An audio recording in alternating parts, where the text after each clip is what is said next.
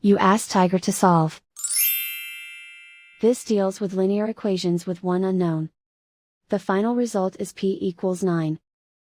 Let's solve it step by step. Group all p terms on the left side of the equation. Subtract 3 over 2p from both sides. Group like terms. Combine the fractions. Combine the numerators. Find the greatest common factor of the numerator and denominator. Factor out and cancel the greatest common factor. Group like terms. Combine the fractions.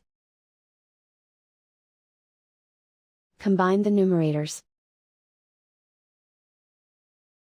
Reduce the zero numerator. Simplify the arithmetic. Group all constants on the right side of the equation. Subtract 8 from both sides. Simplify the arithmetic.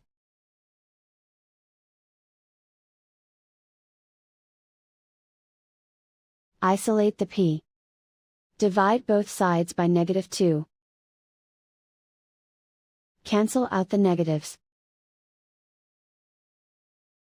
Simplify the fraction. Cancel out the negatives. Find the greatest common factor of the numerator and denominator. Factor out and cancel the greatest common factor. And so the final result is p equals 9.